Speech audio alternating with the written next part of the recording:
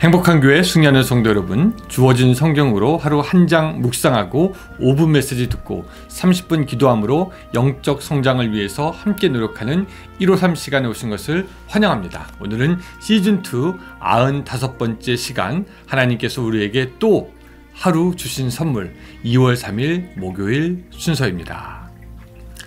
세상은요, 우리를 성공의 자리로 부르지만 하나님은 우리를 섬김의 자리로 부르셨다. 세상은 우리가 높아져야 인정하지만 하나님은 우리가 낮아져야 인정해 주신다.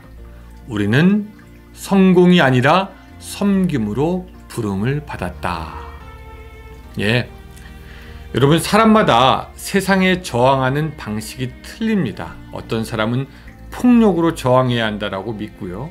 또 어떤 사람은 권력으로 저항해야 한다. 간혹 뛰어난 도덕성을 가진 사람들은 비폭력으로 저항해야 한다. 또 어떤 사람들은 지식으로 저항해야 한다. 사상으로 저항한다.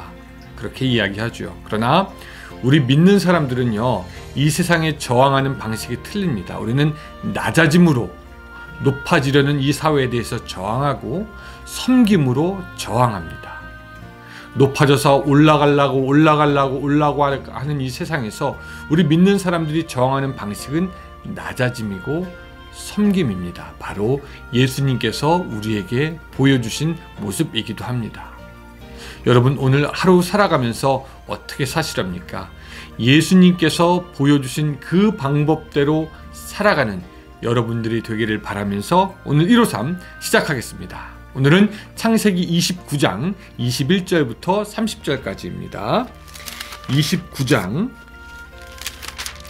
21절부터 30절까지의 말씀, 제가 읽겠습니다. 야곱이 라반에게 이르되 내 기한이 찼으니 내 아내를 내게 주소서. 내가 그에게 들어가겠나이다. 라반이 그곳 사람을 다 모아 잔치하고 저녁에 그 딸 레아를 야곱에게로 데려가매 야곱이 그에게 들어가니라. 라반이 또 그의 여종 실바를 그의 딸 레아에게 시녀로 주었더라.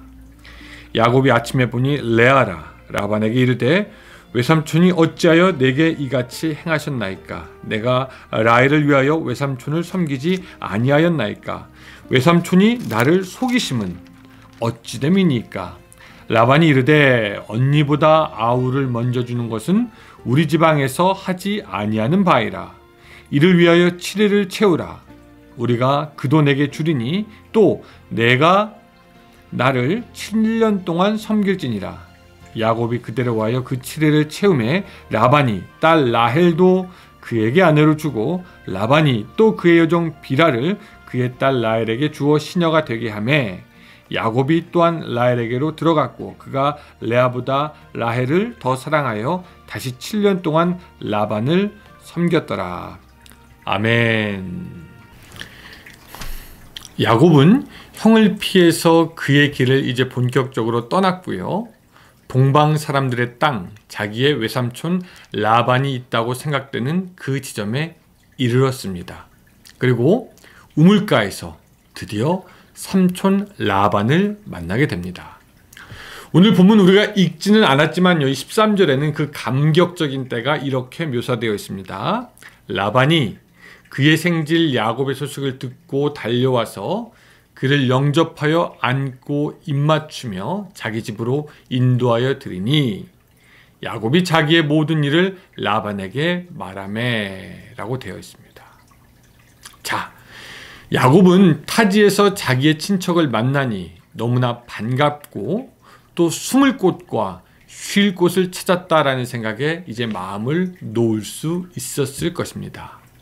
외삼촌 라반도 멀리 있던 자신의 조카를 만나게 되니 아주 감격스러웠을 것이죠.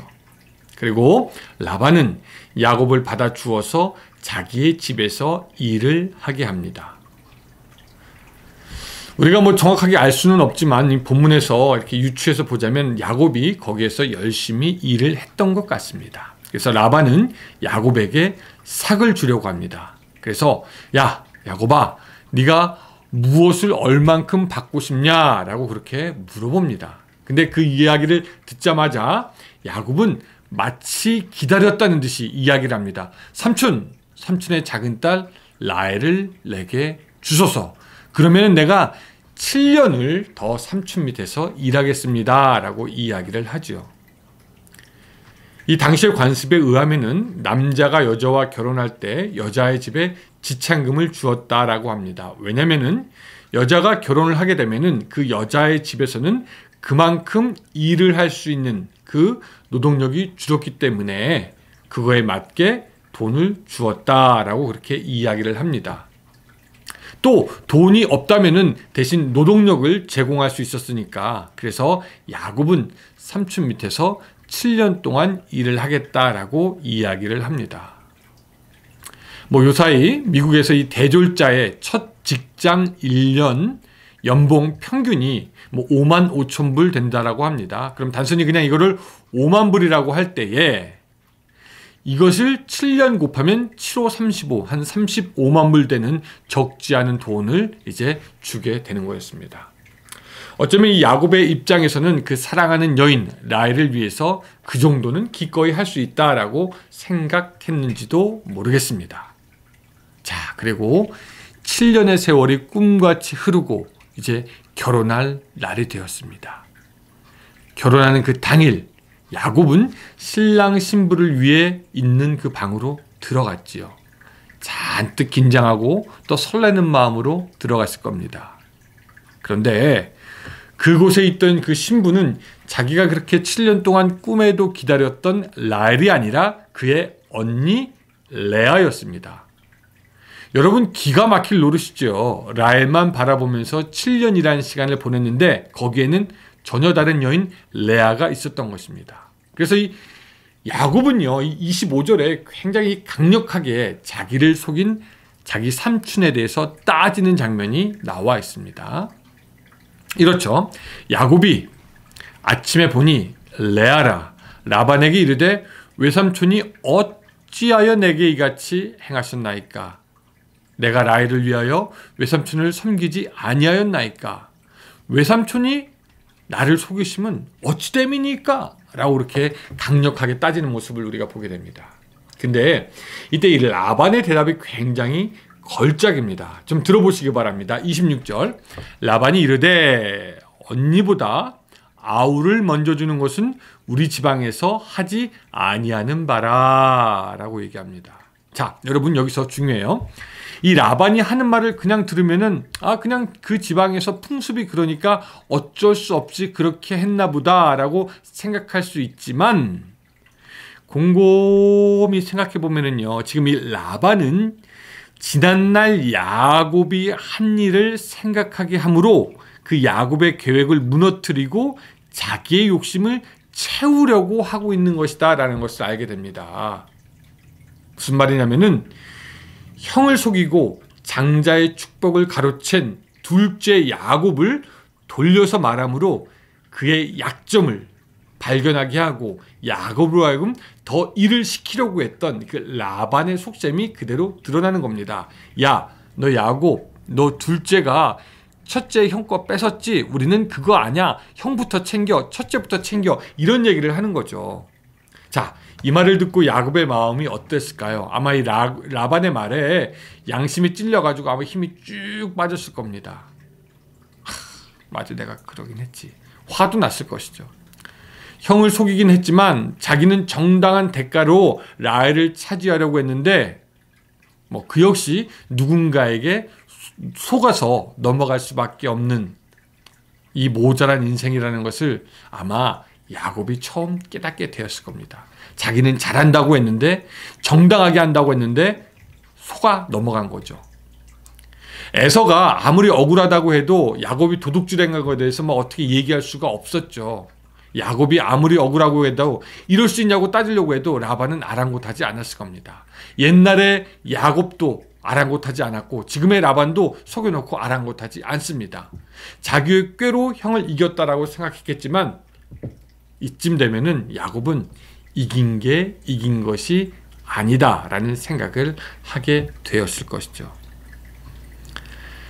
자신에게 속은 형의 모습과 삼촌에게 속은 자신의 모습이 이렇게 오버랩되면서 인간 세상의 일이 인간의 꾀와 지혜로만 되는 것이 아니다라는 것을 뼈저리게 깨달았을 것입니다.